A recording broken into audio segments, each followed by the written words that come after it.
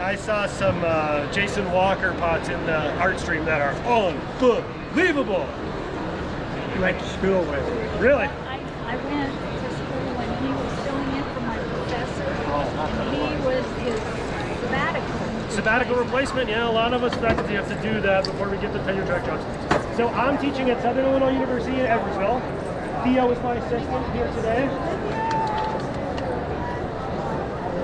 It looks like this get a little off center overnight, so I'm going to recenter it. We're almost there.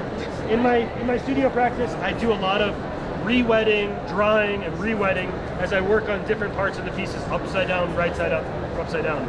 And the way that I like to re-wet pieces, which I don't have here today, is I go to Goodwill, I get a bed sheet, I dip the bed sheet in water, and I wrap it around like that. That allows the moisture to infuse slowly over time. Too much water, if you just spritz it, it drips down, it messes up the surface and everything like that. Pass around some cups here. These are maybe not the very first time, but one of the first times that I'm showing this oxidation pot. It's neodymium glaze, cone 6 to 8, just for Skutt. I'm not sure how I feel about them. They're like cotton candy. That's my favorite. That's my color palette. Well, cotton candy, you've got some pink ones mixed with just a little touch of despair. It's hard out there, everybody. So you know how much this costs? The mugs are 190. I know. I can't sell them here though. I can't sell them from the booth, but I just thought you can be in contact with me. I don't want to bring it back in my luggage. All right, so I'm just going to recenter this top a little bit that got bumped overnight. And hopefully I don't collapse this when I put it upside down. That's kind of a sharp.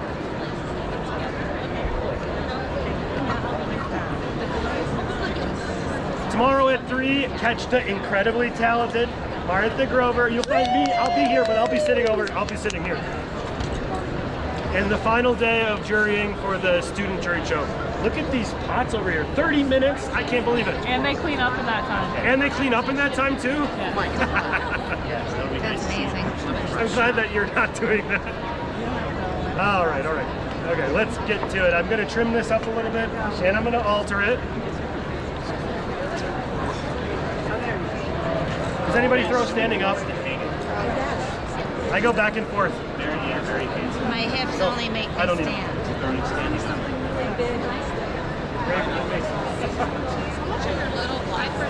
75. I throw standing up for like 6 months and then I go back to sitting down for like 6 months and I go back. Yeah, I just like, after I throw standing up for too long, I'm like this all the time. I sit in between these two heights. I put it on cinder blocks sideways and then I've got a tall stool. When I'm yeah, you got to find what works for you. I got a nice light in my studio on this side too to help me see what my right hand is doing. I'm gonna maybe twist over here a little bit because the most important things I do are on my right side.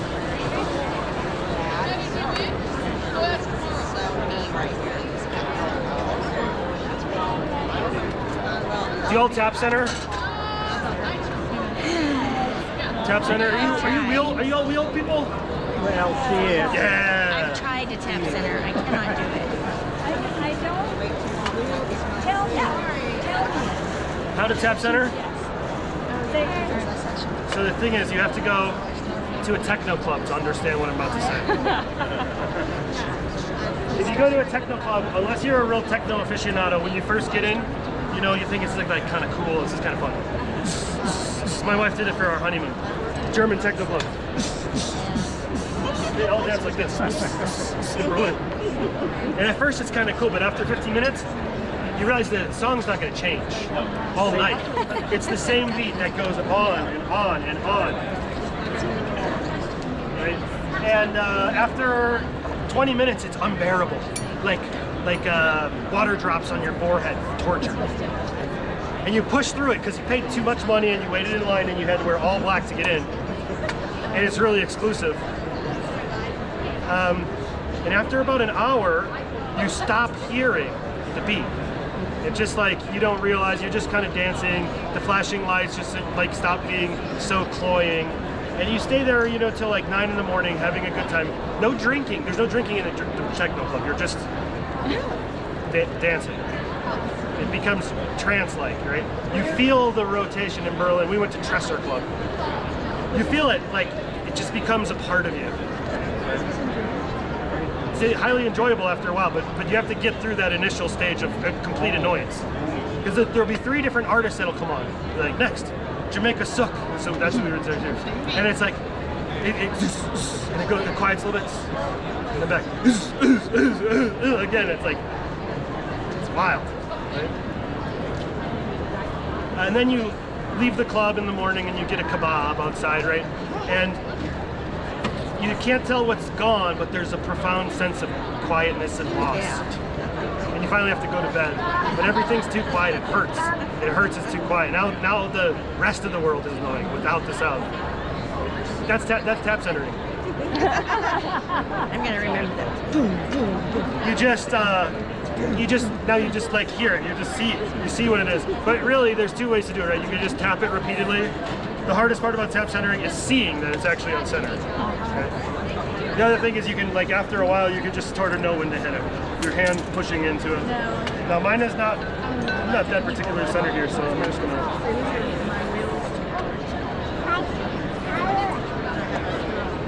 So when I threw this, the cross section is round like this, like a bowl, not a flat bottom like a cylinder. Because I'm going to attach this to a foot. And I want to trim this up quickly and get it altered so we can do that, because this is, watching me trim this carefully is not that exciting. In my studio, I spend way more time surface decorating than I do throwing. And as a result, I want to make sure that this form looks good enough to justify the exceptional amount of work I'm going to put into slip trailing, water etching, and glazing, which I'll talk a little bit about today. I also have a teapot to finish. I want to get to that too, so I'm just trying to get through this. In my studio, I'm backing up. I'm making sure there's no soft spots in that form, no weak spots.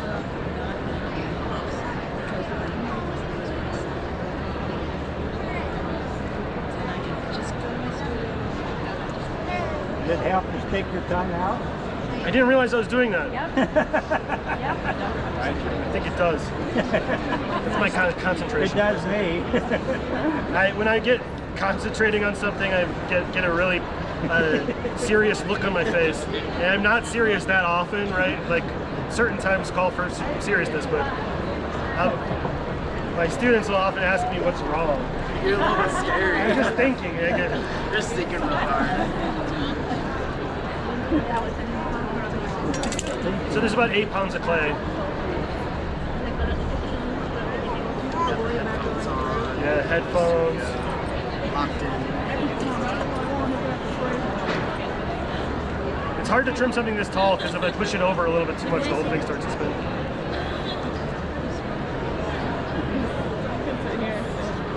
I throw with porcelain in my studio. I'm using standard 257 porcelain. Very plastic, and I throw with it really stiff. Like, it hurts. It kind of hurts my knuckles after centering, but it holds its weight, so I don't have to worry about trimming as much as I'm trimming today. This clay B-mix is pretty floppy.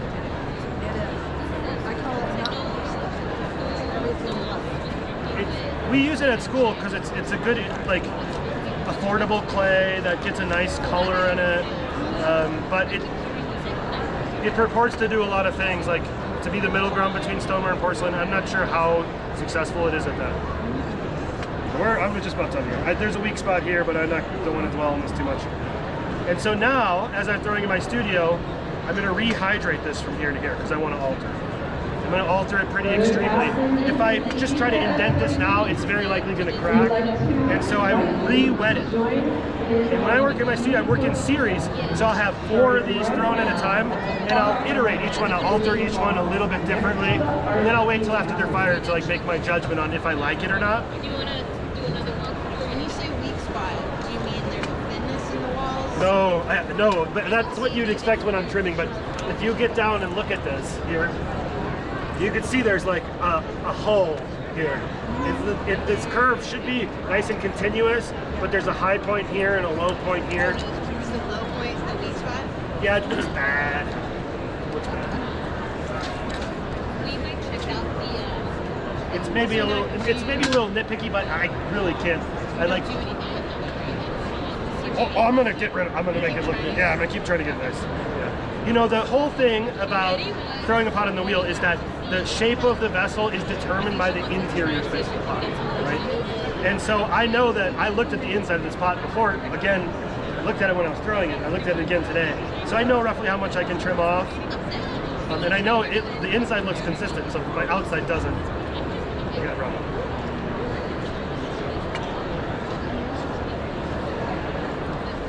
And I'm going to leave a sharp line here that I'm going to measure with calipers, and it's going to give a place for the vessel to like lock into place, because I'm going to throw a foot. This sits on top of the foot, and I only have a little bit of time with the slip before the slip bites to attach it. You'll see. I don't know.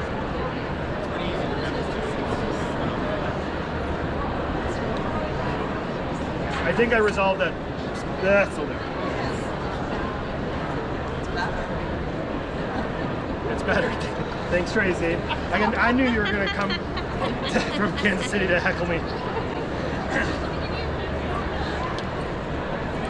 mean, it's better.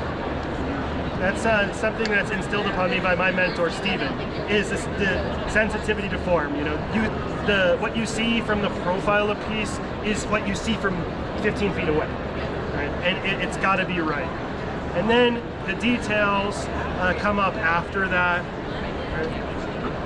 I picked a very form-intensive piece to work on. So let me try to get it done. All right.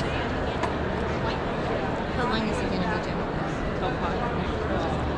It took to all of the things he's talking about. Have you found that certain tools I really want to watch the whole thing, but I don't know if I can. With hydrating clay? with high grog clay when trimming? Yeah.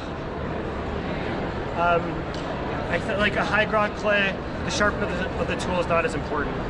With B-Mix, it gets a little more important with the porcelain. You want a really, really sharp tool because a dull tool kind of cuts unevenly. But the major issue with the high grog clay is that you get a lot of surface texture, and so your main tool that you want to use after is a rib, unless you're trying to highlight that texture for high grog. I don't use that very often, but I do some soda firing and some wood firing at our school, and we wedge in this quartzite, which is really like big pieces of grog that react with the soda, and when you trim with that, it pulls it through the clay, and you get these lovely lines, and I really like that.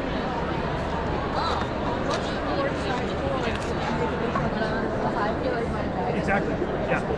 The quartzite doesn't melt like the shigaraki, because the shigaraki is like feldspar, but the quartzite forms these halos where the soda and the wood hit it.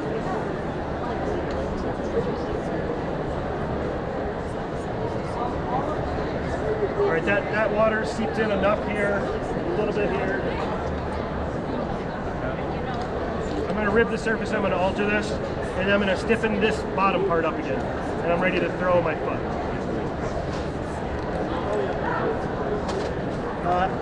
I was looking at historical ceramic pieces when I started this body of work, right? Especially French pieces like Sèvres and Josiah Wedgwood in England. And those are, mass-produced pieces that, are directly marketed to the upper echelons of society. And ceramics, especially like wheel-thrown craft ceramics, seems to me like the lowest on the hierarchy of fine arts, crafts is at least. And so there's something about the conversation that's happening there that legitimizes working with the hand for everybody, not just for my work, right? And I did my undergraduate education in Minnesota, where the Mingay philosophy of ceramics is really powerful. That's all by hand, all ceramics. And when I first saw French and English, European ceramics, production ceramics in person, I was horrified to see that there's one bolt that goes through the whole thing that's screwed together. They're purely decorative pieces, and it horrified me to see that. And so I wanted to make these, take some of the visual influence from the European ceramics and make it with the tradition of craft pottery. And so I'm gonna make this all as one piece, but it's very dangerous. It falls apart a lot. Here's, let's see, falls over in the kiln. Okay, I'm gonna alter this. I'm gonna make an X on the bottom, and the X won't be directly across. I'm gonna off-kilter it a little bit so that I have a front and a back for the spout and the handle, and then two big panels on the side that are gonna be worthy of some type of decoration, maybe a skull, maybe a laurel. I'm gonna do this quickly, maybe my lines won't be perfectly straight. I've seen people use a laser level to do this. I don't. Okay, so I'm just marking vertical lines, and I'm gonna alter this right onto this line statement that I have here.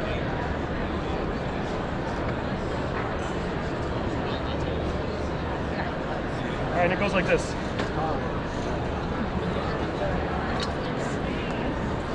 Try not to step on my pedal.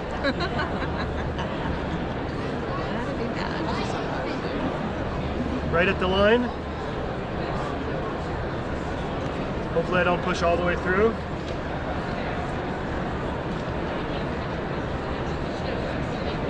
What if it was time to beat up? And I want to alter this a little bit more extremely than I plan on having it be later. Ooh, I got a soft spot there. We're good. They exist in this room, I just don't know where.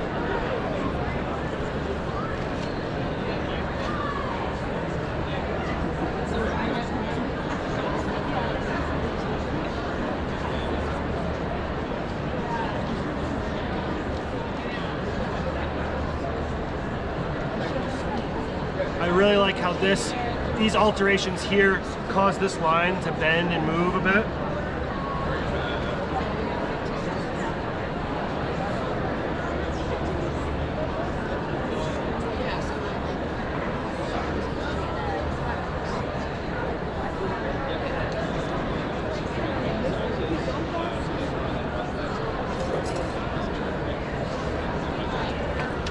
So I've got two little smaller sections here and two larger sections.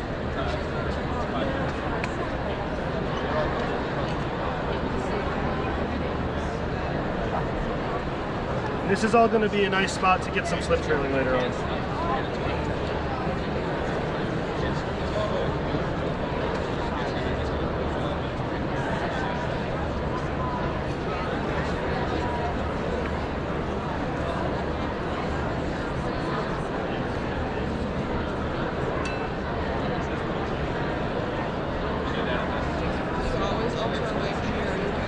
I'm doing it for you. I typically do it like in front of myself.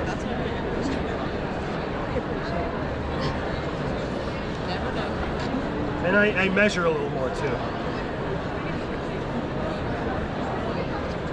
This will be a little wonky perhaps, but I'll get one side that looks good and I'll face it towards you and take pictures.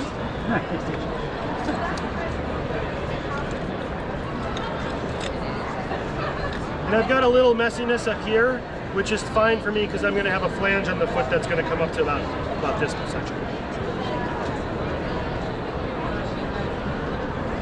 All right, Theo, are you ready for this?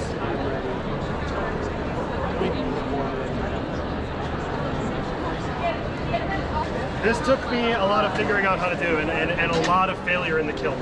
It seems like the strongest shape would be solid, right? But the twisting of the throwing on the wheel means that the hole in the center actually gives it a little strength, like trying to bend a straw instead of bending a noodle. I'm not going to weigh my clay for this. And I'm going to refine this a little bit more once the top part goes on the bottom. So on my card here, it's like I'm doing this part right here. Can you see it? The very bottom section.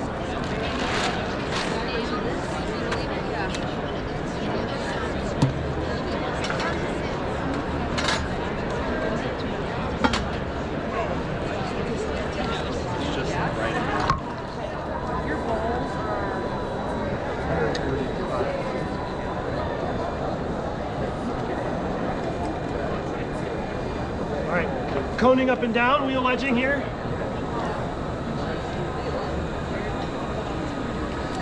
Making sure I'm centering this all the way to this bottom edge. This meaty part of my hand doesn't often do a very good job refining that twist down there. If there's a little spiral here, when I go to pull, the problem is exacerbated quite a bit.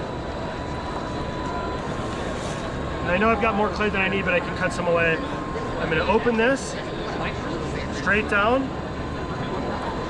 little air bubble, that's not much of a problem. Refining this shape.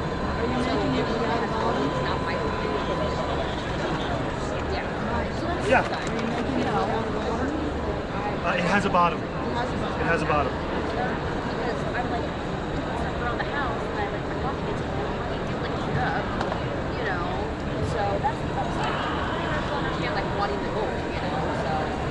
And this is a little thicker than the walls, the rest of the walls. And so I want to make sure that this has ample time to dry.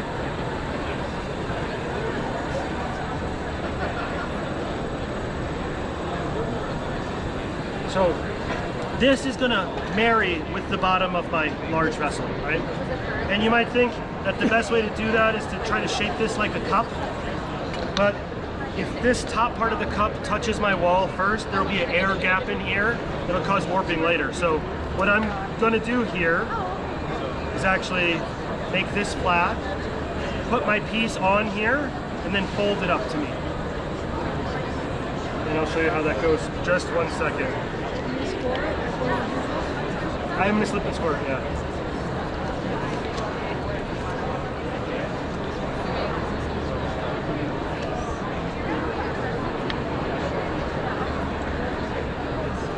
The other thing is, you'll notice, if you were to look inside here, you'd expect that the hole that goes down in the middle would look somewhat like that, but it's not. It's a straight wall. And so when my vessel sits here, the walls of the vessel sit straight on this, which sit straight all the way down. So this means I'll need to do a little bit of trimming here. Typically, difference in thicknesses is a no-no in ceramics, but this is the only way I've been able to get this to work. And it should look quite dramatic once I get this finished. So,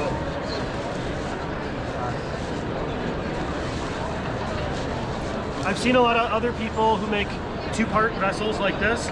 They'll throw the foot on top of the vessel, but I like to be able to make sure that this is perfectly centered, and so this is something that I don't do in series. I do this part from start to finish for each vessel that I'm gonna do. I come back and on the inside, I burnish this really strongly to make sure that it's really compressed very well. And I've got a flat tool for this. You can see where I'm scraping the clay. Yes, it goes straight down. Straight down. Sure does.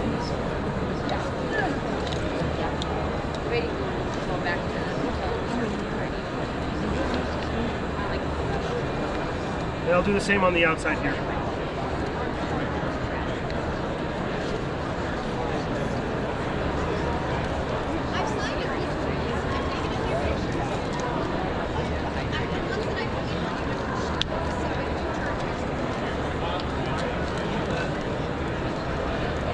And I'll just stiffen this up a bit. In my studio, I use a torch, but we can't use those here in the conference center. Does that feel stiff?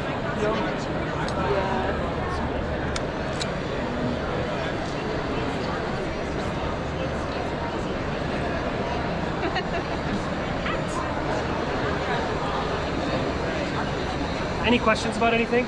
So, since that goes straight down like that, you obviously have a lot of clay up there. So that Yes, I have some clay here. I'm going to trim it a little bit. But this curve is, there's a little bit of extra thickness right here. But surprisingly not that much. That curve goes from horizontal to vertical pretty quickly. So if it was a 45 degree or something, there'd be quite a lot of clay there, but There's not as much as you'd think.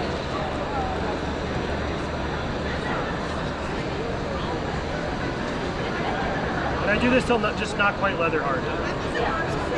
I'm also not torching this too much either, because this is going to come up to meet the rest of the pot. I'm just mainly torching this narrowest part here. This game that I like to play with myself is to see just how narrow I can get that to look incredibly elegant. I've made some very, very large pieces in the past where I fire them separately and epoxy it. So vessels like this large. But as much as possible, I want to keep it a solid piece of clay, very much in line with the craft traditions. It's a good question.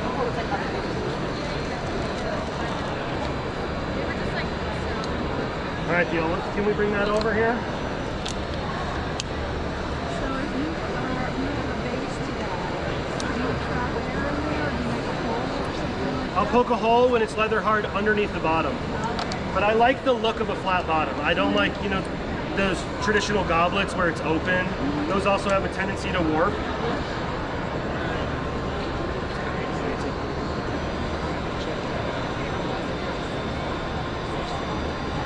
I've left this pretty flat, so I can measure exactly this with calipers.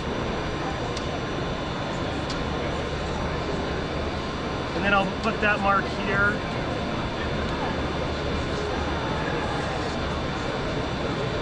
So this is going to let me set this down in a way where I know it's centered right off the bat. Because as I slip and score these together, I'll have about 2 seconds of working before it bites. And if it bites, I can't reposition it anymore. So it's almost like fitting a lid. Just how they did over here if you watch this last demo.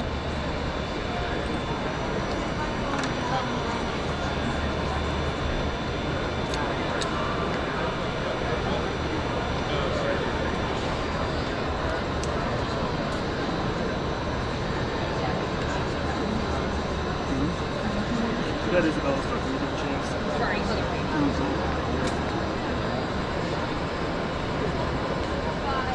Nice, you can see it's almost getting like white, like it's bone dry.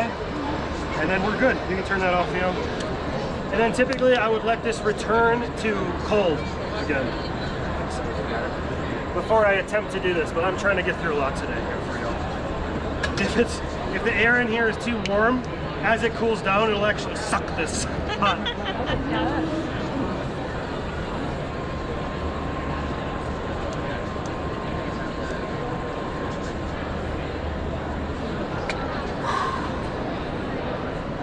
Dangerous. No kidding. It's dangerous even in my own studio.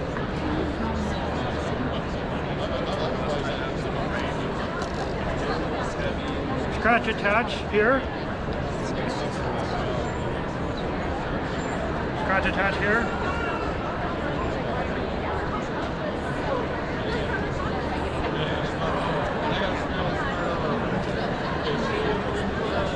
A little bit of throwing slip. I see everybody's got their cameras out. Hopefully I don't mess it up right here. Got it. Both sides.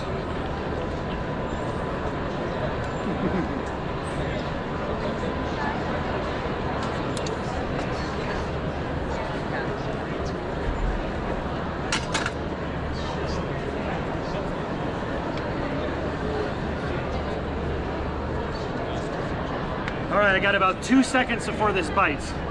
And if this is too soft, I'm in big trouble here too. So maybe I'll add a coil if it is too soft and I start to notice a lean.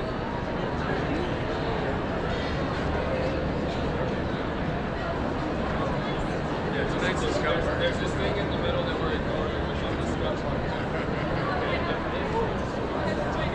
No. No. Oh, look at that. A little too high, a little too high. Yeah. This is okay, this is okay.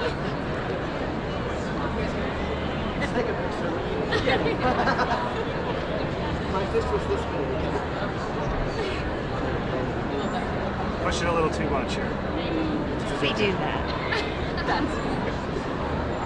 That's pretty heavy. That's 6 pounds or so. Heavy. Well, what I'm doing now is I'm lowering the whole thing to thicken this edge a little bit so it have a little bit more substantial place to rest on. That feels like, yeah, okay, that's gonna be, that'll hold, that'll hold. Woo! Yeah, I'm gonna try it again. Is it getting heavy? No, I'm good. Do what you gotta do. Feel strong. Yes, I am strong. There we go, a little thicker there now for me. I'm gonna pull a spout off of that too, and so I really, it needs to be a little stiff. The torch, you can put it right in there. How long does it take for the torch to dry? What's that? Spinning when you put the top on? With the torch, it goes pretty fast. I've got one of those Burns-O-Matic TS8000s with bath gas. And so I torch it until it starts to pop and crackle a little bit. And then once it reaches room temperature again, it's good to go. You know, when you use a heat gun, you get this, especially if it's a little thick, you get this issue where it feels really stiff, and it is on both sides, but the inside is soft. And so the second that the stiffness on the outside cracks a little bit, then the whole thing is coming down. And so that's why letting it get back to room temperature is critical.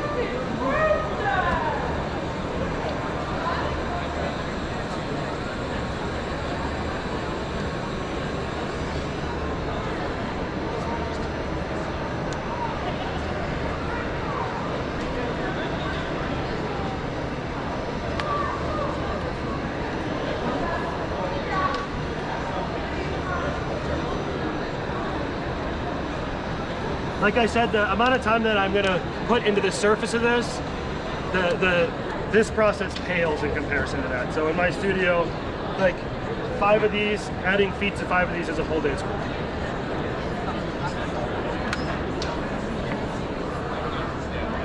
I was too scared to go too crazy with the gun. I think this feels good. Well, we'll wait for this. Any questions about anything? Let's talk about slip trailing while we wait for this. Does anybody have any slip trailing experience? You do? You do? Awesome, awesome. What type of slip do you use? You crush up your clay body? Fish sauce. Fish sauce? Yeah. Oh yeah, it's not like in your Thai food, but the recipe, I see. Just had really good Thai food. We did it with some fish sauce, but not the slip kind. So I'm gonna talk about slip trailing. The important thing for me when I slip trail is that I create little delineations where that slip trailing is going to make sense. Here. I don't have my camera. Here to here, in these spaces, which I'll clean up with the sponge before I slip trail, and after I put it on here. And I brought some slip today.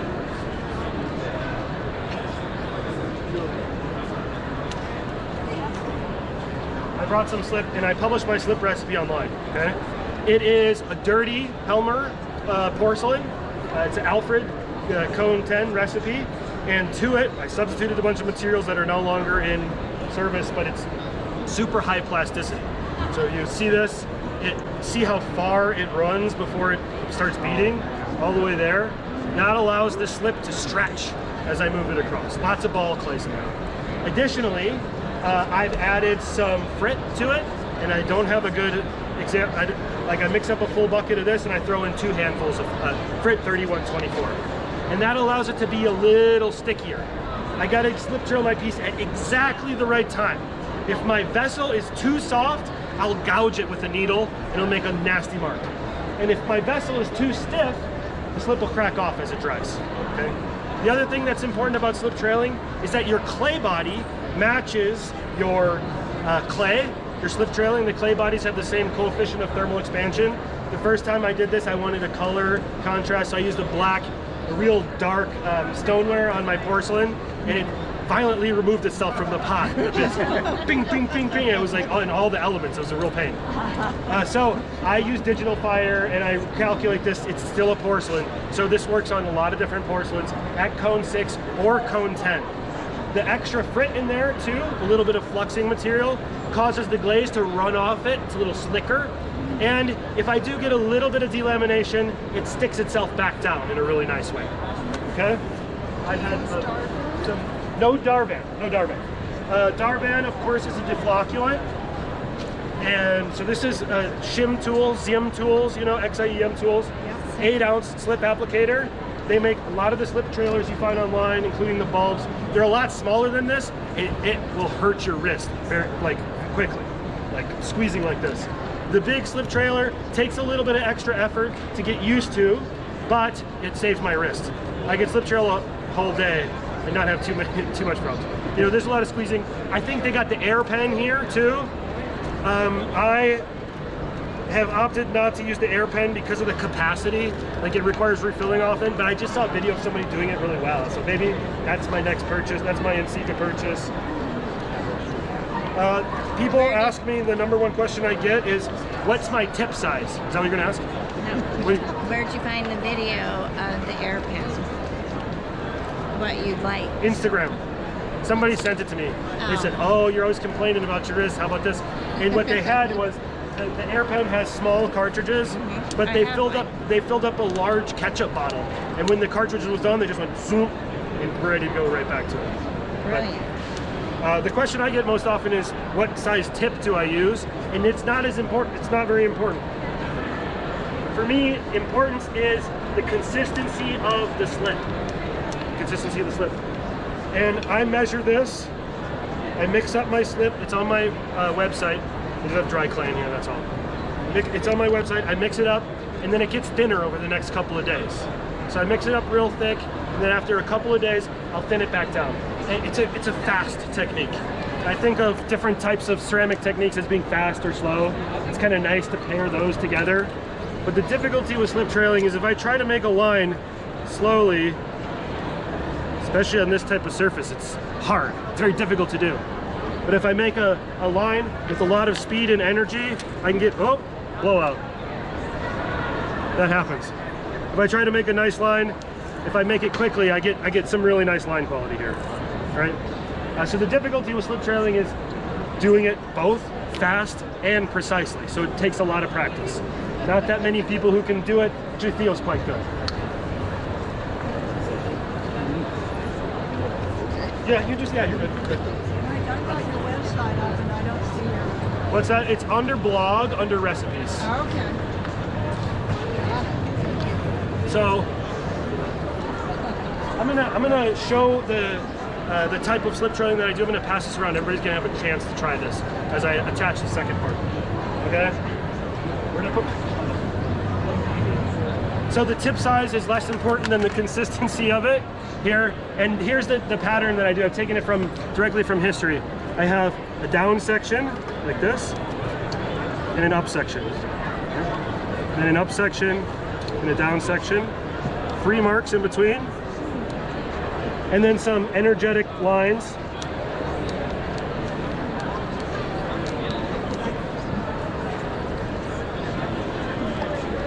That's when I'm normally slip trailing. I'm doing like a goblin in my studio, like this.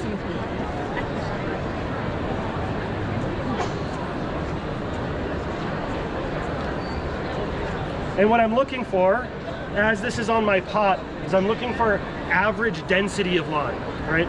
And so there's not too many spots that have a lot of empty negative space, and not too many spots where the slip marks are touching each other too much. And so from far away, well, maybe I got some negative space here, so let's do this. From far away, or if you squint your eyes, it looks like a very consistent pattern, but up close, you see it's undeniably squeezy. It's like betrays the quality of the hand, which is what I really like about it. It's like, you know, and undeniably, you know, when you look at a painting and you see the brush strokes, you know that it's done by somebody.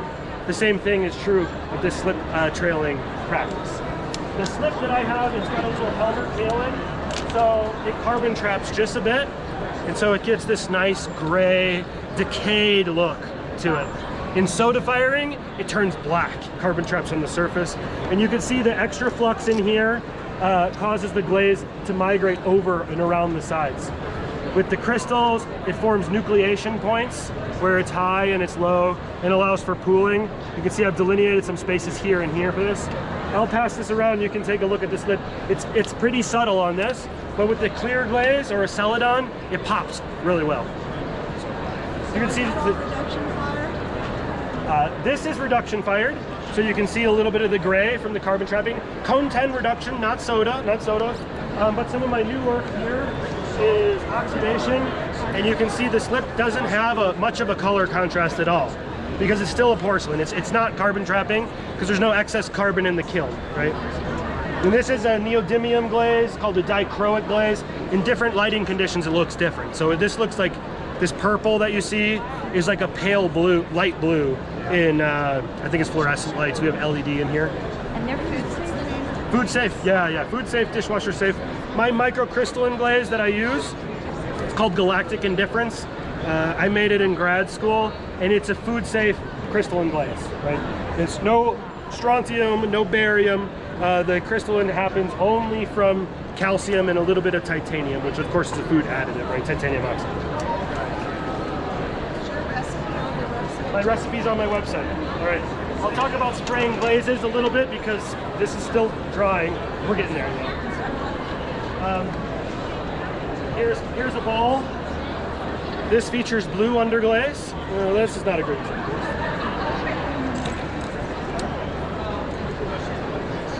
This Galactic Indifference glaze is not a glaze by itself. It requires an additional glaze to be paired with it, right?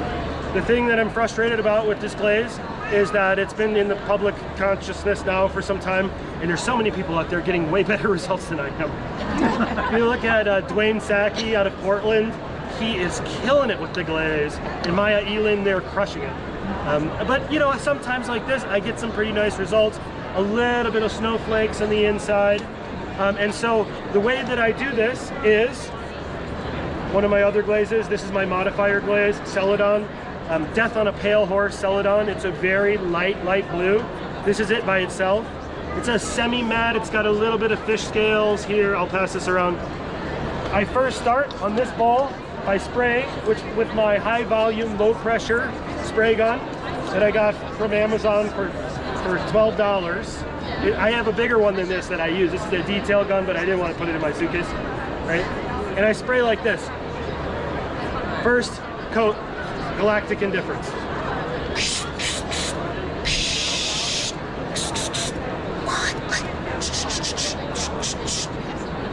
Just around the rim here, not on the inside. And on the outside, because the glaze is really runny, just like this. All right, next, before 8 minutes has elapsed, I take this and I dunk it in Death on a Pale Horse Celadon. Okay, that combination with the spray is still a little bit wet. The Celadon glaze goes on differentially, a little bit thinner where I have the Galactic a little thicker in the middle. And when this cools, the crystals form. And the blue here comes from an underglaze. For my oxidation, I've got my neodymium glaze, which I haven't published yet, but I'll put it online this week.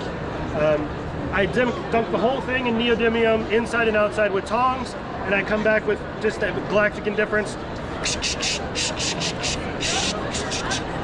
Cone 6 to 8. What's nice about the Galactic Indifference is, because it's not a glaze by itself, it assumes the firing temperature of the modifying glaze that you use it with. So you get a Cone 6 Temoku, you get a Cone 6 Shino, a Cone 6 Celadon, use Galactic Indifference with it, and you're golden. It doesn't always look great, but it's always pretty interesting. Right? And it's food safe, which is really nice. Now, I've been putting this off, and so hopefully we're ready to go here.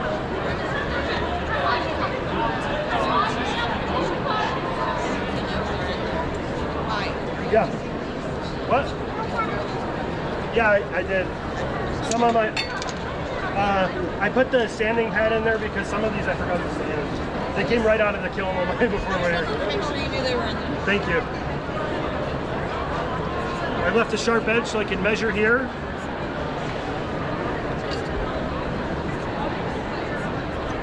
And I only have a short amount of time before these bite each other.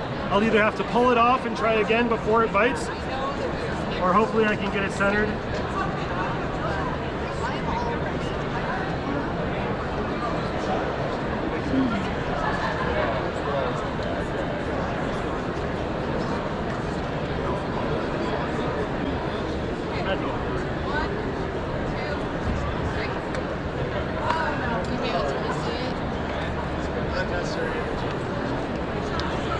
Scratching and attaching here.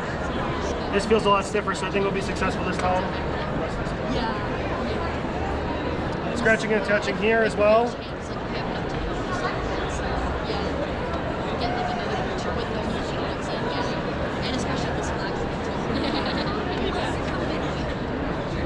Slip from my throwing.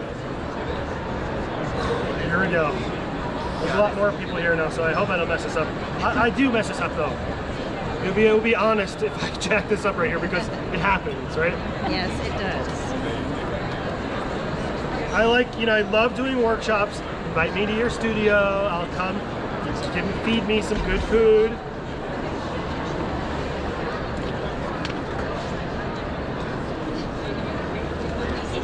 Both sides.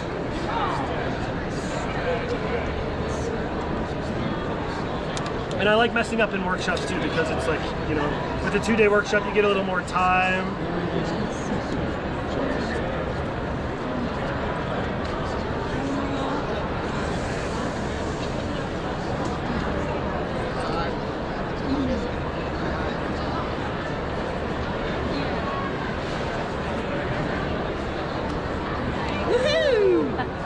Thank you. Oh gosh. All right, and now I am going to use my wooden knife tool. It's got a little wobble to it here. I'm using this, starting at the very bottom here. I'm going to bend this up into the form, centering the top with my left hand.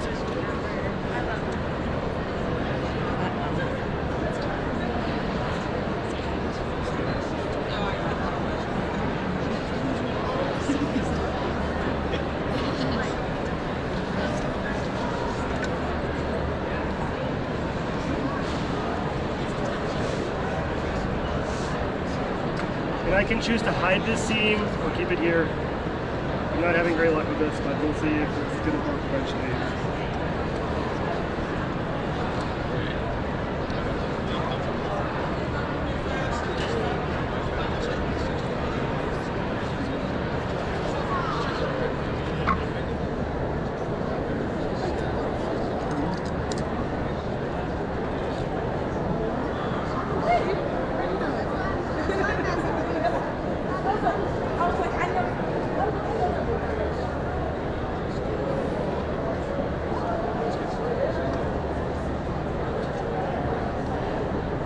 I'm going to choose to leave this seam like a little cup. I'm just going to help it integrate with the form a little bit with my fingers here.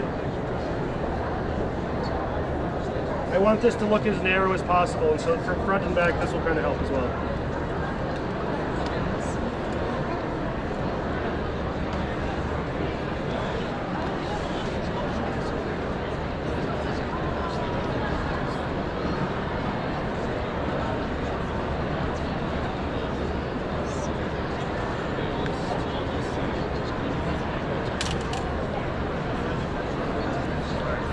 A little cracking here, but not too much. Thank you. You haven't made your handle sticks, right? Okay. I haven't. I'm going to take this off, and this could be a vase. I can put handles on it. But I'm big on proportion, and this is too wide here. This is exactly the same width as that, and that's really static for me. So I'm going to bring this in a little bit, and luckily that's pretty easy to do.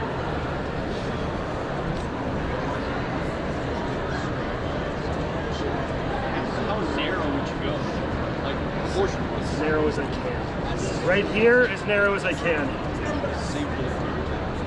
For the foot, what I'm looking for is some rhythm between here, here, here, here, and here. So if this is not the same diameter as any of those major components, that gives it a little rhythm. Originally, this body of work, the quest was to recreate some historical vessels. And so I would measure them religiously across the full corpus of Sev work and try to find exactly the proportions that related to that so much. But now I'm a little more sensitized to it, so I can just say that doesn't look right. So a little more freeform with it these days.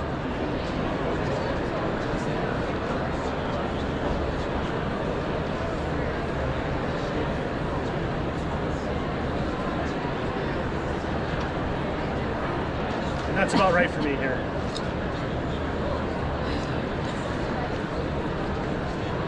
Wow, it didn't fall over in front of people. Any questions so far? Do you trim any of your pieces? What's up? Do you trim any of your pieces? I trimmed this one pretty significantly, Oh, you did? upside Okay. down. But I try to avoid trimming when I can because it adds a lot of time and it makes a lot of reclaim, which is annoying to me. Do you trim on the back or you turn it upside down? For a bowl like this, which is necessary to trim, I'll throw a little chuck that fits inside here. Because sometimes I cut the rim before I trim it, I can't set it down. Gotcha. And I'm cutting that rim with an X-Acto knife. Okay. My goal was to make a picture here in honor of Steven. And so this is going to be my spout. But oh, I'm so nervous about that. What's up? Oh, he couldn't make it, and so I'm demoing. He's my mentor, so he just couldn't make it this year. So it's like, this is, if you've been here before, you know the student jurying and the demo here with Skutt. That's what Steven normally does. He'll probably see him in Detroit. Him to be so melodramatic. Oh my gosh. Oh yeah. We get to meet him at Road Rush for the first time. Yeah, he's coming to do a workshop? Well, he already did. Oh, he did. Oh, yeah, I saw Tata was posting all those pictures. That was a different workshop in Kilns. But it was really interesting because the echoing of his aesthetic with your work, like the similarity and how you got influenced with it. It's really cool. Thanks, James. So I'm going to take this off and I'm going to put the spout on later. You want to do, let's do a teapot. I'm almost done with it. I just want to put it together. We'll talk about a unique way of pulling a teapot spout. Who has the time? 3:52. All right, so we got an hour and about an hour left.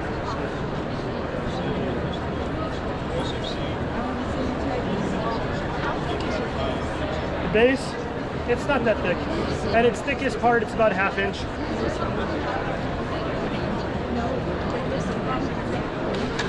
Always undercut that a little bit.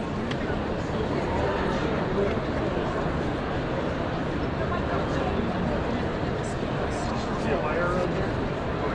You have one here.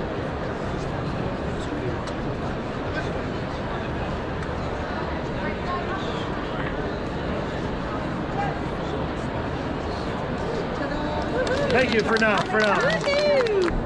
Teapot is, I think, the most difficult form for a potter to make.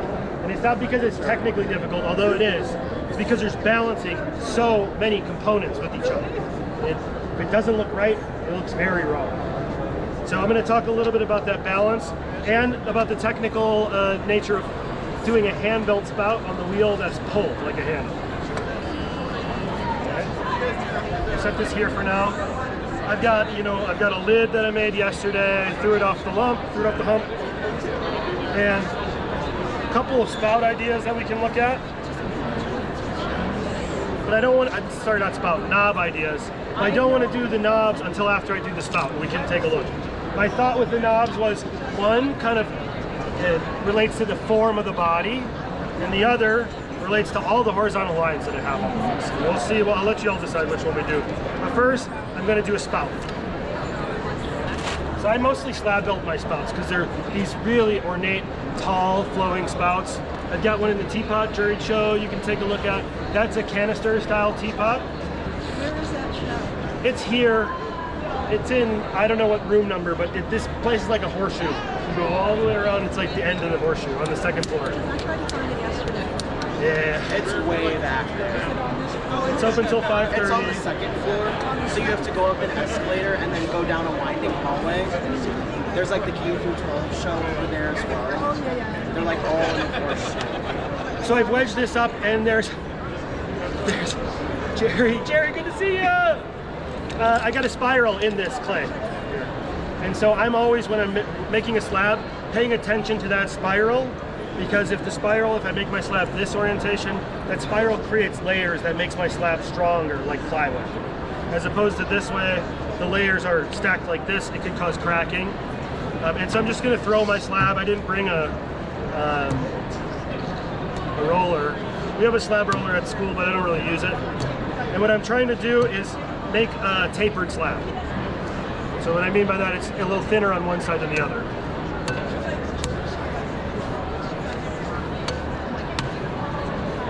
ever to do this? We'll try it when I get home.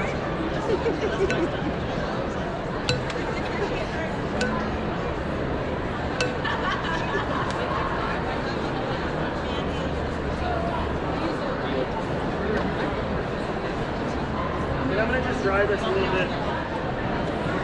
I like to work with really, really dry slabs, and I got an amazing tip for you all. I think I learned this like only a couple of years ago after working in clay for like 15 years, and it changed my life. It changed the way I worked with clay. Everything was always on the wheel for me. And I learned this one hand building trick, and my life totally flipped around. I went to the dark side, hand built all my spouts. You know that with porcelain, there's difficulty with throwing spouts because they have a tendency to like wind or unwind. I was at the College of William and Mary as a sabbatical replacement for Mike Jabor, and I had my show at the end of the time, you know, like your exit show. And I made all these ornate teapots, and I anticipated that they would bend, that they would unwind. So I bent them all just a little bit, did a bunch of research to find just the right degree to bend them. And they went more to that side. I just did it the wrong way. And so I had all these nice teapots. The spout was like, whoa! And so after that, I was like, maybe I'm gonna try to handle these. It's actually a lot faster too. Any hand builders here? Yeah, you do great. A little bit. You know, the wheel is just a tool. It's pretty much hand building just when it's spinning. That's dumb. But the wheel's just like, you know, it's just another tool in your arsenal of tools. And I like working with really stiff slabs because soft slabs, they hold your fingerprints and it gets all fussy and it gets all muddy. But if my slab is really stiff, I can manipulate it a lot without leaving too many fingerprints. The problem is bending it. Now I'll use a pretty stiff leather hard slab. I mean, this is still very soft because this is what we're here today. If I thought ahead, I would have maybe let this sit out an hour beforehand. Maybe a little more. But I learned this technique in the bar. So You had clay at the bar? I was at the bar. I didn't have clay at the bar. I was in Independence, Missouri with my wife. We go back to Kansas City all the time. Her mom lives in Blue Springs. And somebody bet me that they could bend a cigarette in half and still be able to smoke it. This was a few years ago. I don't know how many people are smoking anymore. I'm not. Well, not all the time. And but if you held the cigarette and you bend it, it cracks really easily. It's very annoying actually. If you take this gentleman did, he wrapped the cigarette very tightly in a dollar bill, and when he bent it and unbent it, like the compression force from the paper on both sides made it was easy. It was kind of ugly, but it was smokable. I realized this is a slab. This is like you could do this with a slab, with a really stiff slab that would otherwise crack and bend. I'm gonna cut my template out and then I'm gonna show how this goes. This is what my spout looks like. I'm gonna hold it up after I'm done. I don't really make like templates. I know a lot of hand builders keep like a whole folder of shapes with them so they can remake the same pots. This might be a little small, but this is what my spout looks like. Maybe a little more symmetrical in practice here, but and this got pretty stiff. If I try to bend my clay here, I don't get cracking exactly, but I get some issue. Well, there's some cracking, right? But if I take some plastic, some nice thin plastic like this, the first thing I'm gonna do is taper this here. Some people use a brayer. Flip it over, you'll come in if you want to. Taper it again on the other side. Of course, every time I make a slab, I still compress my slab. Both sides.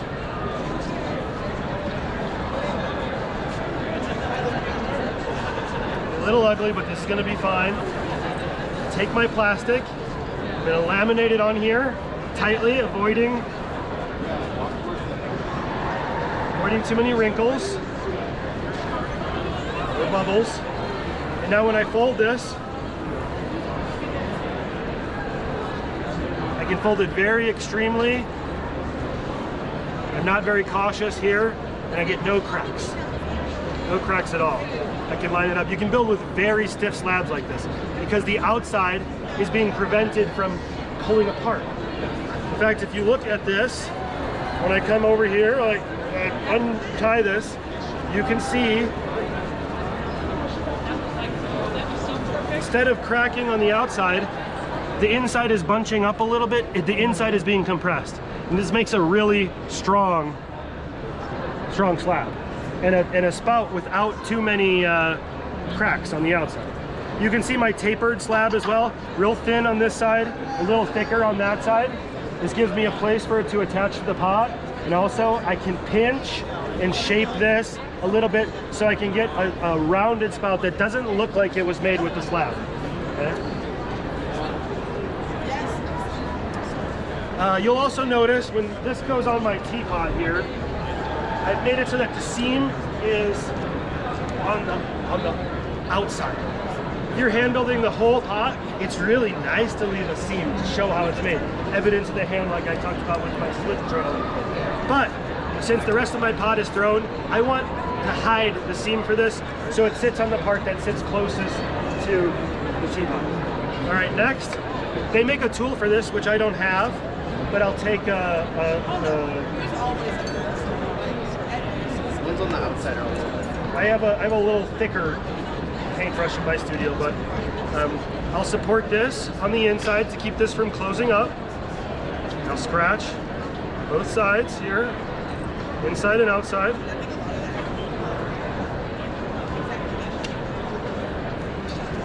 Little slip, usually my throwing slip. Put it together. That little wings that I had on the side of the shape, those will help this flare out a bit. And so it gives a nice curve that's going to attach to the pot. And the most difficult part of this is shaping here. So here's how this goes. The fact that I tapered both sides means this seam is going to be very easy to hide. And then to get the curve that I'm looking for, English teapots, black tea, it's got a lot of tannins in it, so it stains your table and stuff like that. So the main consideration for this spout is that it doesn't drip. So I want 45-degree angle here. So I'm going to pull this just like a handle. And the diameter is going to be determined by my brush size. Pulling this like a handle. Ideally, this will be a little too long for my teapot, so I can cut it down. Then I'll remove my paintbrush. And my last couple of pulls refine this form.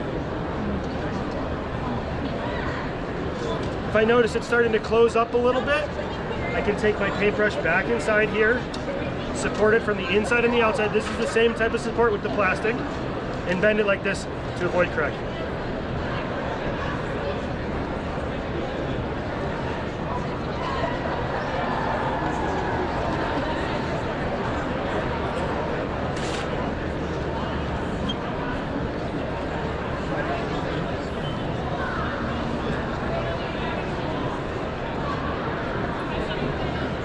Now, it sits out a little bit too much, so I'll clean it up with an X-Acto knife.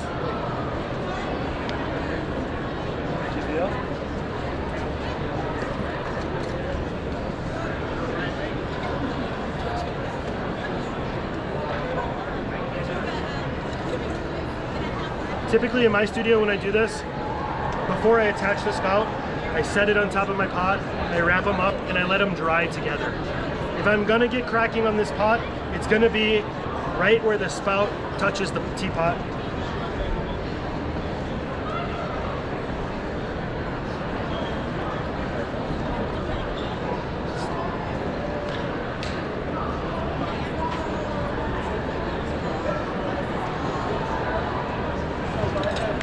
Tea for black tea as well. If you've you know, glass teapots are pretty popular. If you watch black tea brewing, it goes right to the bottom. It's heavy. And so English teapots, typically, the spout attaches fairly low to the body of the pot. I don't want my spout to terminate lower than the rim of the pot, right? Because then as I fill it up, it'll start dribbling. I think that's like fine. It's fine. Fine for today. Normally, see, some people poke holes in theirs. I cut little slits, and that's because I lost my hole punch. I could get one when I'm here, but also I found that the slits have less surface area than a round hole, and so they're less likely to fill with glaze. They have less, they don't cater to the tension of the glaze as much. And this is a demo pot, so I won't have you watch me make slits here. We'll just pretend that I cut some tight slits. To measure where the slits are cut, I get this wet, touch it, and then I have a mark from where I can what's that? Sideways.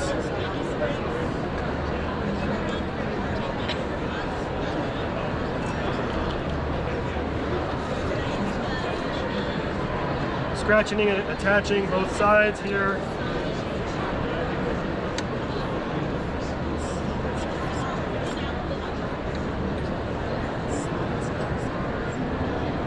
Anybody going to the pop-ups tonight?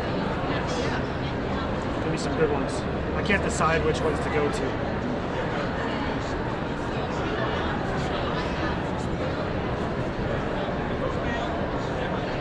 Now this is going to allow me to balance my handle.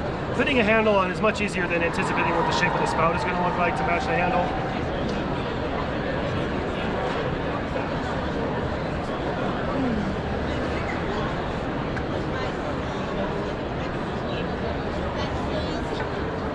And to make sure this attachment is really strong, what I like to do is use a round, stiff tool to roll the edge. That applies a lot of compressive force without a lot of fingerprints.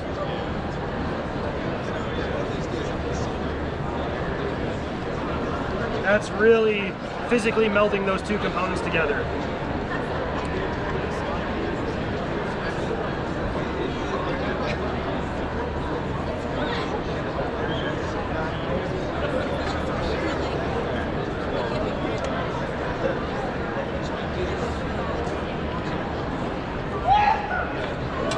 I love these tools.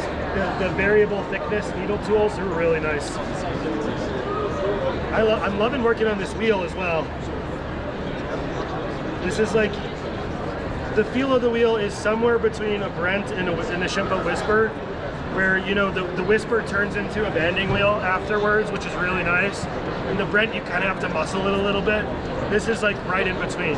Where like, you get a nice banding wheel look without too much spin. And it gives you some resistance pressure against the direction it's turning, which the Shimpo sometimes, as you slow the wheel down and hit stop, the pot flies that other direction. I don't know if you see that. I think I'm going to get one of these. The red is the color of Southern Illinois University, Evergreen, so where I am. So it's like, it'll look cool in my videos. I'll put a big SID lead thing on there. Yeah. Get the metal logo. Yeah, their heavy metal logo. If you've seen students walking around with this ridiculous metal, heavy metal kind of logo, that was designed by one of our postbacks. We got 13 students here with us.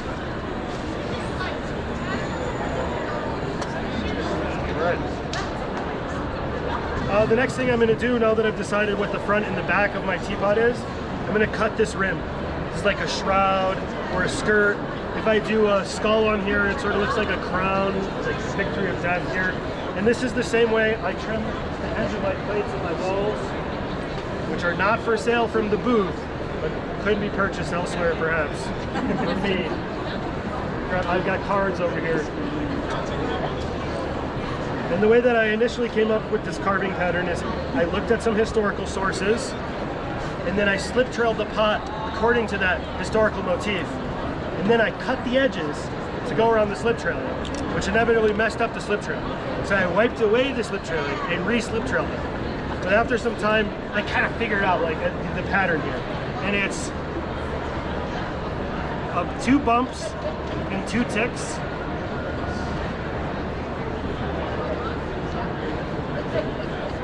Bumps. A single bump on the back side here.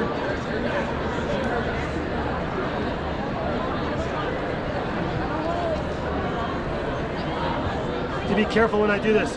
because I want those two X-Acto cuts to join each other perfectly. If I go too far with one and leave something like that, did you see that? That will be a nucleation point for a crack later. And I hate when a teapot cracks. I spend so much time on it. And then here, these meet this, like this.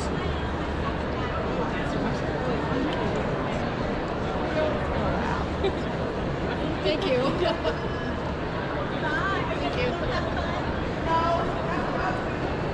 The termination of the spout leaves something to be desired too, but I will come back and model that with an X-Acto knife.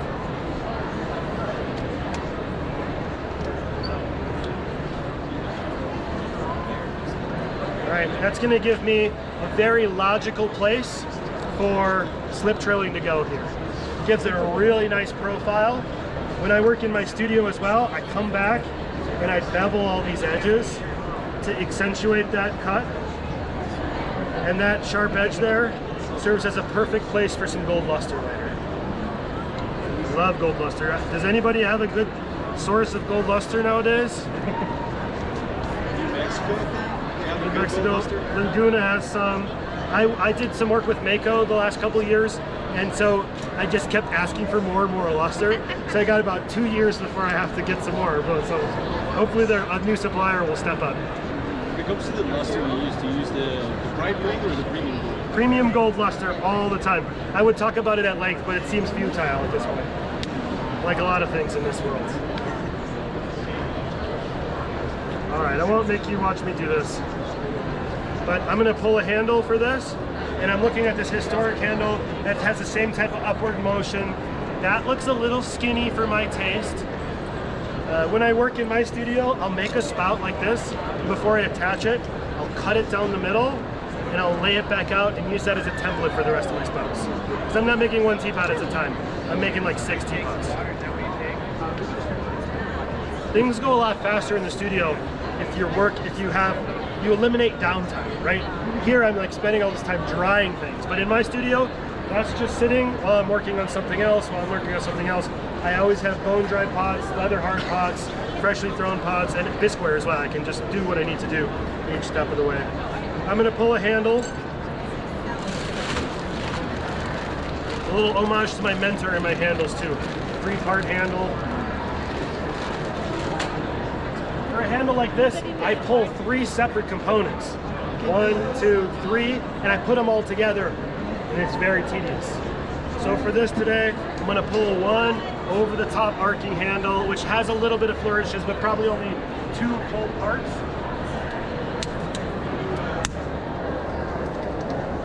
I would wedge this first, but I'm not doing this today. What makes a good handle? I want the thickness or the sharpness of the edge of the handle to have a relationship to the sharpness of other components on the pot. I want a dynamic negative space. I like a handle that has a profile that's like a football, right? Or an oval. I don't like a flat strap. I definitely don't like a C-shaped handle, except for on some like modernist work, you know. And when I'm pulling this, I have 2 major hand shapes that I'm doing. The first is a round shape that I'm pulling. And then after that, I'll flatten it. If I flatten it first and then go around, it'll make a dog bone shape in the middle, which I don't like. Does anybody do this? Monsters! You monsters! I don't like that. That's a sensitive area. I don't like that. All of our, we had 3 new incoming grads at SIUE. We got a great graduate program. And our first get together with the WPA, our Wagner Potters Association, is our club. They paid for our trip here for students. Students paid for it themselves, but we have an event where we all get together and we make mugs for a mug sale and donate it. And I was horrified to see all of our incoming grads pulling like this. All right, and my last thing that I do, I learned this from my mentor. 3 lines down the middle. Probably should have wedged this because you can see I got some air bubbles. You can tell where a handle comes from by the choices that people make on the handle, right? North Carolina, you see a lot of handles that are completely round. In Minnesota, you see the handles with this one ridge right through the middle. This I refer to as the Memphis handle. The person who did this was my mentor's mentor, Peter Sanger. So it feels kind of fun to like carry on this craft tradition. Now, I'm from North Carolina, that's super true. very validation. This doesn't always happen with me, so thank you. And in my studio, I just torch this quickly to remove the slip, but we're just go for it today. I cut this off. I cut this flat, but here we have a flat surface marrying a curved form, right? And so I want to exaggerate this curve, really taper this out a lot. I'm not squeezing this a bunch, but this is going to look ridiculously tapered. It's going to start from the middle when I attach it, so I don't have air bubble inside the handle itself. Scratching both sides. Don't forget to take your lid out before you pick this up and turn it upside down. Little slip. The number one thing for making sure the attachment is good, I think, especially with porcelain, is not slipping and scoring, it's friction. It's this move right here. Supporting the inside because my pot's still pretty wet.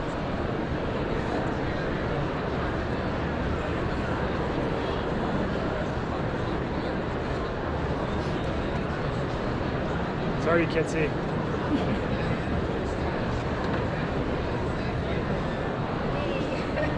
And I'm mangling this handle right now, but that's okay. There's like no substitute to a pulled handle in my opinion. It's like, it's really hard to do. It's hard to pull a handle, a good one. And you can tell when it's pulled as opposed to hand built. So I wouldn't try to hand build a handle, I always pull it. And you know, when I went to school in Minnesota, like every handle is pulled off the pot, full away. I'm just gonna pull this a couple times so it's the right thickness. It's way longer than it needs to be, which is good. It's gonna come up before it goes down, just like the spout does. Oh, I almost dropped it.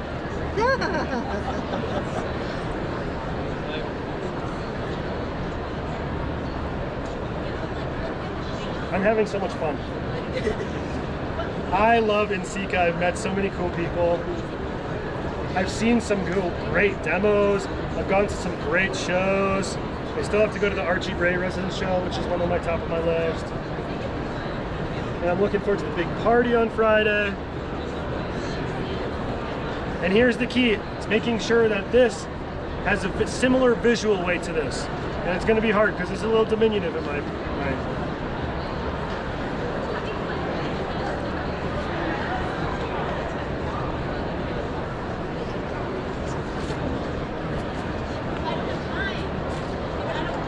Get the nice serpentine curve in here, just like I've seen in historical ceramics.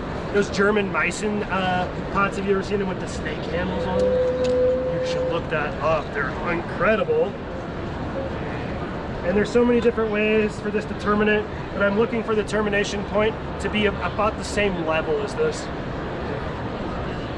I sometimes spend so much time looking at my handle from the side, only to look at it from the back and realize it's like totally not on. Friction again, and I'll pinch this off. Now I can really come back and refine the shape if I want to. With porcelain and with B-Mix, a lot of fingerprints here is fine. I can hit it with a sponge or a brush. With groggy clay, maybe a little more difficult. One of the things that I do is I make little rules for myself. Like, one of my rules is if I have a termination that's smooth, that tapers in, I need to add like accent to it.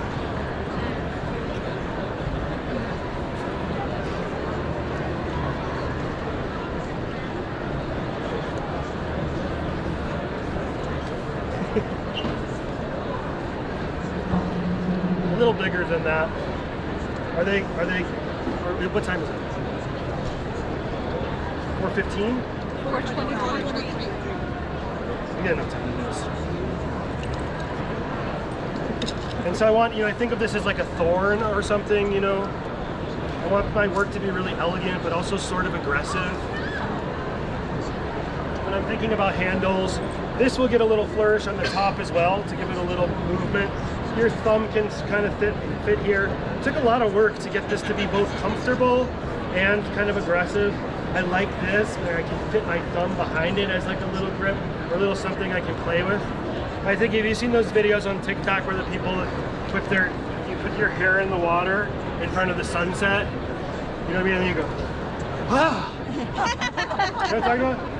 And then the water like flies off just as the centripetal force causes it to go. And when I'm thinking about this handle to give it energy, the handle curve, it's not a C curve. It's like right at this apex here where your finger goes, the curve changes a little more. And as a result of that, the handle pops off of that. Right here is a little bit more of a change in the velocity. And so this like flies up, and then it splashes into the wall, right? So I'm thinking about this a little bit with my teapot too. It's kind of aggressive, which I like. I like nature a lot. Those mountains are so beautiful, but they're like so many ways to die up there.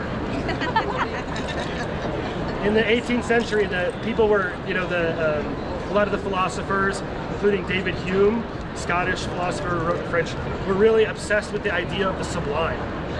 Right? It's this beauty that's ineffable, indescribable. It's like deeply uncomfortable, but also pleasurable at the same time. In the 18th century, it was all mountaineering, right? All these people were just like going up and dying on the mountains in order to just like the danger, but the feeling of accomplishment from being on the mountain and not dying. It's like you go home to your friends and you like tell them about your experience, and you said to have had a true life-changing experience that you really can't do any other way besides being reckless. It's sort of like my argument here is that life, maybe trying to be an artist is not the smartest decision. My parents were not super happy with it, but like there's a lot of perils in life that we negotiate every day, every one of us, and life is sublime and horrible. Anyways, so I'm looking for this like sort of beautiful floral motif that speaks to history and industrialization and the way that we value people's labor. That's both really beautiful and totally awful.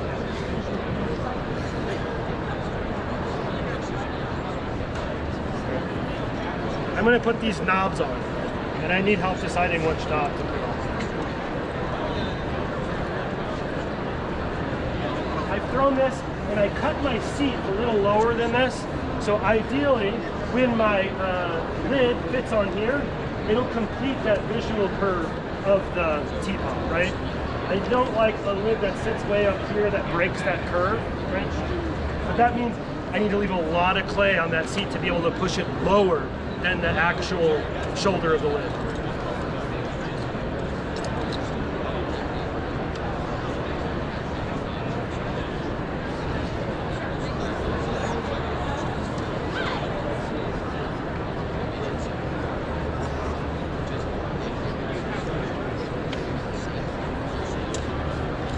I have a Giffen grip. Back in the day, if I bought a Giffen grip into the studio, I'd get kicked out of the studio.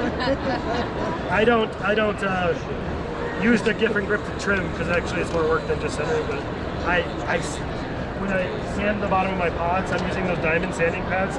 Put the finished pots in the Giffen grip. The sanding takes a long time, but not with that.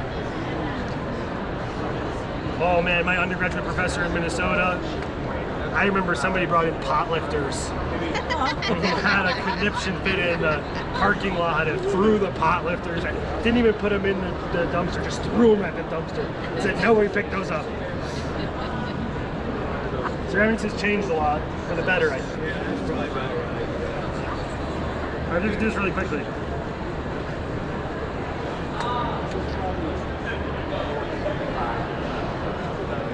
I hate trimming. A lot of my students, especially the intro class, trimming is their like favorite part. Who likes trimming? You like trimming? My favorite oh, part. no, most of you. Oh my gosh. I love to trim. I think this is all this porcelain that I pay $2 a pound for that I have to reclaim later is not going to be as good. This isn't porcelain, this is mixed, but in my studio it's porcelain. The lid gets slip trailing too, so I'm going to make some lines on here. So I can slip trail again later.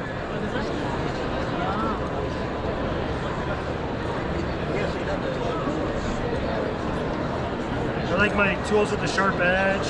I make a lot of my tools, but I do not like, I'm not like a tool person that like really likes tools a lot. I just want cheap things that if I have to, you know, go somewhere like NCECA, like I can just bring a little bag and have everything I need. I would prefer to have a torch here. That's my one tool that I really like. A lot of studios won't let you have a torch.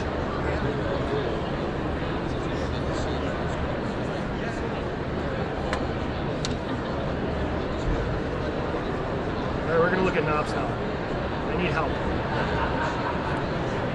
When I make teapots in my studio, if I don't know which knob to put on, I make enough teapots I can try one on each and decide what I like later. I don't have the luxury of that today. I got two knobs. My lid is slightly too big, and I'll finish trimming it. It's actually really close to fit. It's pretty much perfect fit, but if it was in my studio, I want it to be like, you know, less than a millimeter, just too big. So when this is like very close to bone dry, I'll trim the lid so that it's not going to have a differential shrinkage rate from the pot. It'll be perfect fit. I love a lid that fits really well. And when you sand it in porcelain, and you sand both sides, and some of these pots in the art stream are like this, even the soda fire pots one, shwing, it like makes that shwing ringing noise. It's one of the best sounds there is. All right, my first knob. This is a knob inspired by historical knobs, of course, but the shape of this knob has a very strong similarity. Josiah Spode would make some knobs like this, to the shape of the pot, right? The belly of my pot is down low, and then the top part of it reaches upwards. So ideally, there's like an implied line here that's happening, where it's like, it forms a peak right here, so I want my knob to hit there, and then that's just a little higher, so like there's a little arc that happens between those 2 points. This knob echoes the shape of the teapot. Right? It's fine. This handle needs work, but we're not worried about that. Okay. The other thing that I was thinking about on this is like a more contemporary ceramics, like studio pottery handle that's wide, because this pot has like a lot of horizontal lines going on. Especially when I slip trail this, sometimes I even have another sharp line right here on the pot that I make with the tool mark. So this caters to that. I'm having fun during the student show. It was hard today. Today was a hard one. There's a lot of good work. A little smaller. This one's hollow. It's this still like, oh look, there's this implied line that travels through that too. I like that one. Okay, we'll do it one more time. We'll do 1 or 2. Yes. 2. Okay, let's do it. Raise your hand for 1. Raise your hand 2. Oh, 2 wins by far, by far. I was kind of leaning toward 1. I was going to turn 1 myself. But okay.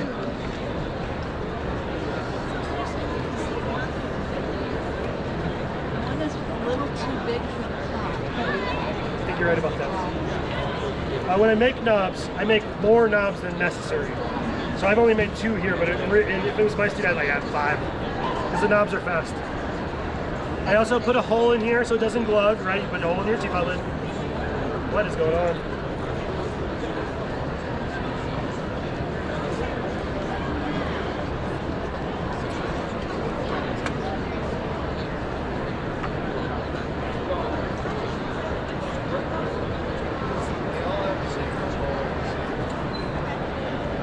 I'm so honored you're all sitting and watching. Suzanne, you've been here the whole time. Going to the Bray Show. What's up? Going to the Bray Show. I have a show right next to it. Really? In Modern West. Yeah, I'm looking forward to You got a guest book? But it's to the gallery. No, you don't have my card. I have your card. I'm thinking about trying to get you a workshop too. But it's in Massachusetts. I love the East Coast. I love the East Coast. I wanted to settle down in the East Coast, but I grew up in Chicago, and I couldn't get far enough away. Minnesota was like seemed pretty far at the time, and then I moved to Kansas City where I met my wife. She agreed to move with me to New York for a residency at the Clay Art Center in Portchester, New York. After 3 months of dating only, and a couple of weeks of that I was back in Chicago trying to make some money. And her mom wasn't super happy about it, but we knew. We've been together 13 years now. Oh, congratulations. After that, we moved to New York. After New York, we moved to Carbondale, Colorado for a residency at the Carbondale Clay Center, which I've got working their show. It's really, you should see the show. It's like highlighted by the leopard print carpet. After that, I went to graduate school at Louisiana State University. The recess hall will be closing in 30 minutes. This is your opportunity. After that, I did a 1-year sabbatical replacement at College of William and Mary in Virginia, all right by the York River Delta. All the blue crabs I could eat, I could catch them myself. Love crabs. And frozen crabs, like nothing compared. I got, you know. I love Cajun and Creole food too, but like it spoiled me. I can't eat it anywhere else. Louisiana was eye-opening because it has so much natural beauty and architectural beauty and a really sordid history, how it came to be. Melting pot of cultures that make some of the best food, and then like horrible racism everywhere you go. I'm glad I lived there, I guess. Then I lived in Carbondale, Colorado, back in Kansas City, and now I'm in Southern Illinois, right outside of St. Louis.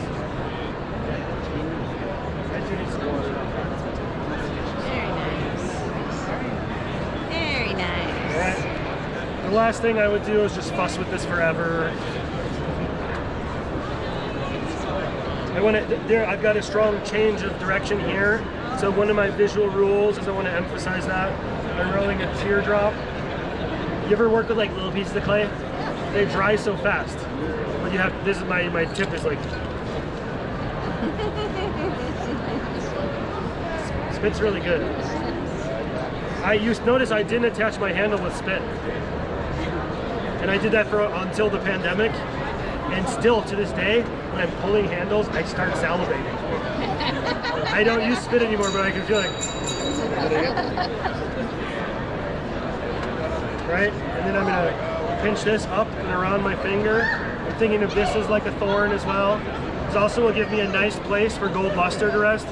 If you use gold luster, it works the best on a surface that has a shiny glaze, right? And that's a surface that's rounded. On a flat surface, luster is either shining at you or it's not. And when it's not shining, it looks black. But if you have a rounded surface, like a dot of slip trailing here, slip trailing is rounded, right? That like hits your eye at most angles. That's really nice. And on the top here, that luster hits your eye at most angles because it follows a curved surface. So I'm like thinking about these type of curved surfaces, adding them to my pots with sharp edges. I guess I'm not going to be able to put my spout on here, but we're sort of a vase without handles like this. This is all going to get slip trailing. I got time for that. I'll do it. I was gonna pass my slip trailer around. Did I do that? Oh my gosh. That water? Yeah. This one else I got. Ron, what's up, dog? Best part of NCECA is seeing all your friends. You got in today, right? I saw Jesus earlier. Yesterday evening. Let's catch up today. Thank you. All right, so my slip trailing pattern, you already saw this, I apologize.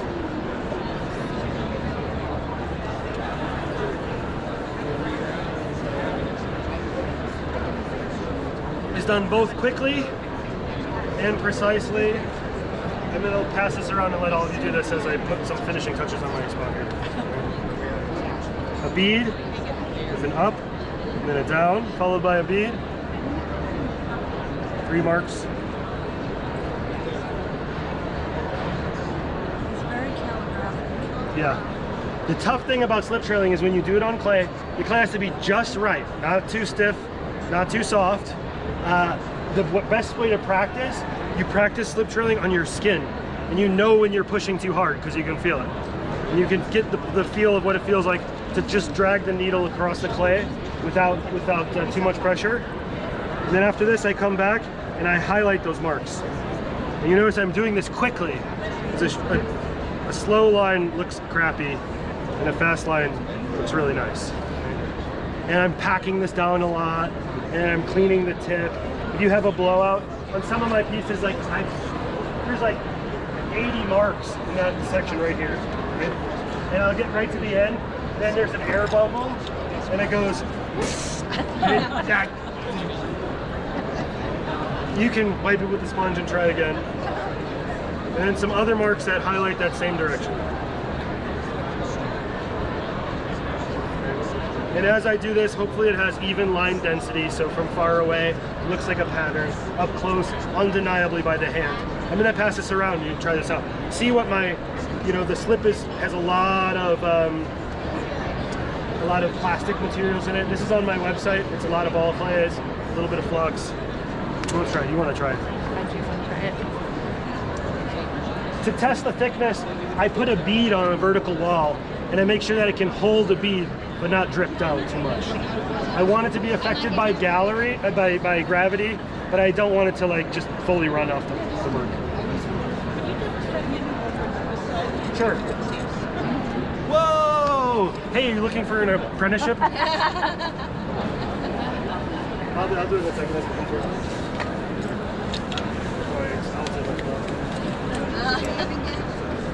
What's that? My name, I'm Mike Stumbras. From Southern Illinois University in Edwardsville. I have, are we out of cards? Oh, my postcards, we're out of my postcards, huh? We're out of postcards. There's someone I've got some cards over here with my email on it. I'm on Instagram. I like to be very accessible. I publish my recipes. Reach out to me if you have questions, my glazes and everything. I love workshops. I had this barbacoa in San Antonio. Woo! Ron took me to see the Alamo. It was smaller. I had an awesome time. I like to have a good time, so have me out. I'll go anywhere. I'm on an academic schedule, so summers are good, spring break. I can leave once a semester to do a workshop during the semester.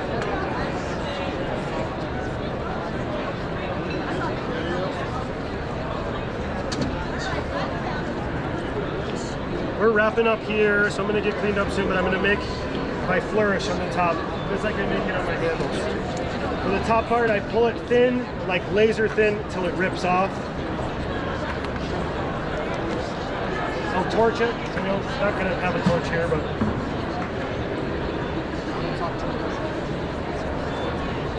I've got some work here that's definitely not for sale from this booth. You can ask my assistant about it, and I'm sure he'll tell you that it's not for sale for this very. Tell me what's up. Good. Good to see you. Work's looking killer, as usual. You guys know Tommy Lamelli's work? You should. You should. There's some. Where's your work here at NCECA? I saw it. I can't remember. Material show. You just graduated recently from KU. It's a very unique approach to ceramics. I'm serious, you should look him up. It's really good. What's his name? Tommy Lamelli. Did I say it right? Yeah. So I'm gonna form this into this flourish, right? It starts sort of looking like a Nike swoosh here, and then I'm gonna separate it into 3 parts, just like I pulled 3 parts of my handle. So it looks integrated. I'm gonna pinch it into like a cat's paw, my like the cat's paw here. And if I want to bend something extremely without cracking, I support it on both sides. Right? So I could just try to bend this, but the best way to do this is on a smooth surface like this.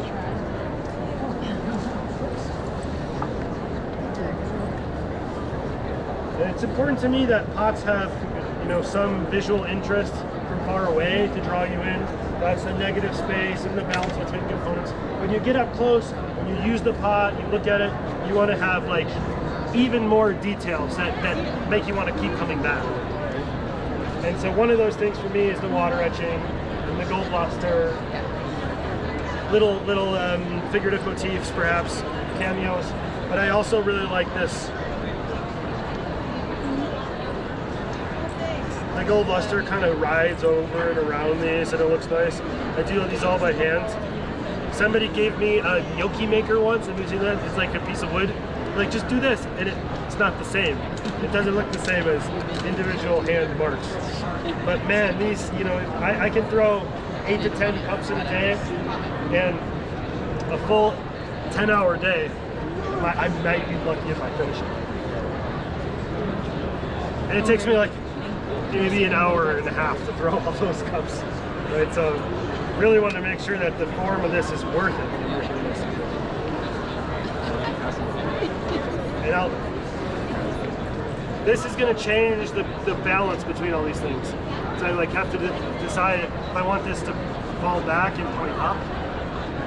That doesn't look right to me. Or if I'm pushing forward and down. That's better. Now this sort of points at the rim, which is kind of nice. But also the part of this handle where the direction changes the most is right in this apex. Maybe I want it to fly off of that. No, definitely not. No, put it back. This is the fun for me. When I was a full-time studio artist, it was like before I got to play around with a lot of things, I have a quota of mugs. And so I did other things. I worked for Enterprise Rent-A-Car, I was a substitute teacher, 5th grade special ed. I'm fortunate now that I'm tenure track faculty, but I did 2 years of being a full-time artist, and it's like, before I get to make something I'm interested in, I have to make 70 mugs. And I just told you how long the handles take. It's like, that's my whole life now, mugs. But there's this perception, and I felt the same way, where if I'm doing 3 12-hour shifts at Enterprise Rent-A-Car and then maybe have the energy to work in the studio 2 days a week, I'm not an artist because I'm spending more time at my job. It's not true. If you're making art, if you make something, you're an artist. I see it too when I teach workshops. If you're like, oh, I'm just retired, I did a whole career as this, and now I'm a hobbyist. No, shut up. You're an artist. I'm sitting here with you, you're making awesome pots. You can be an artist and a car detailer. Be an artist and a teacher. It's like there's this barrier to entry to how much we sell our work and we call ourselves an artist. You always feel like you're not. Don't compare yourself to other people. You take a workshop once a summer and you make some art, you're an artist. And here, that's my rule that I mentioned earlier. Wherever it terminates with where it blends perfectly, it gets an accent. Here's what I like to do too when I want to smooth something out. If I use my finger's all soft, it squishes the clay to the side as well. And if I use a clean, round tool, I can roll this down and it'll blend really nicely. Sort of like if you have ever used a slab roller in your studio, when you roll the slab, it doesn't get wider, it just goes down. It just goes that direction. I use that so much for attachments. I used it for my handles here earlier, and I just did it there. And so that's going to get some slip trailing, that's going to get some slip trailing. Here I have a little bit. Did the slip trailer make its way around?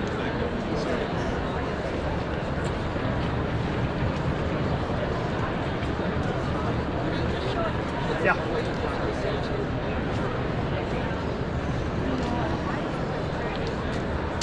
Work the middle.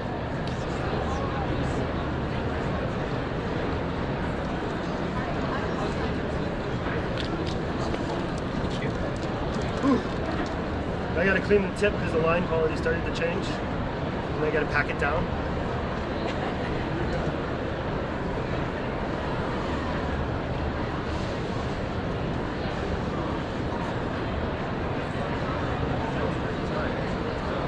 I don't do it like this in my studio. Get it close to me.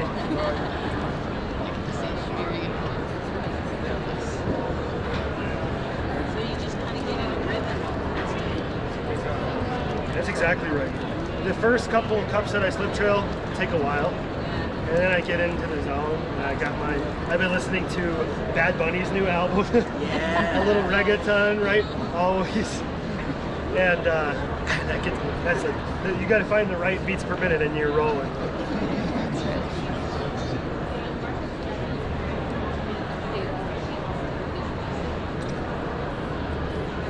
Another rule I have is that if I have a line statement, it gets slip trailing. So here you can see there's a sharp line that separates the shoulder from the neck.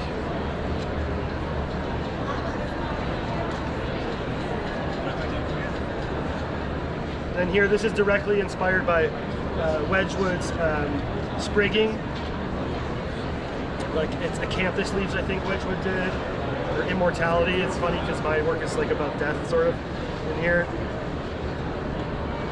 Mark that area. I might clean this up with a sponge a little bit in my studio before I do this. And this happens when the pot's vertical, so I can get some movement downwards as happens here.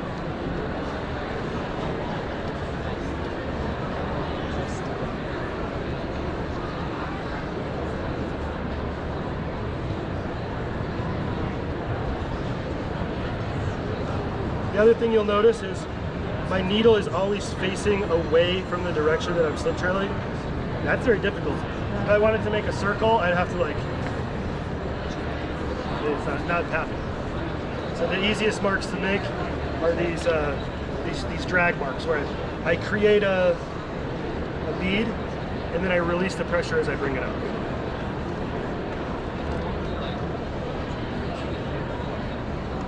Gosh, and get some here, some here. This would have a spout. It gets some on the edge, some on the rim, lots on the handle like this. Wherever there's direction, I'm trying to highlight the direction to give this movement and energy. And man, it takes a long time. It also is a great spot for some gold luster.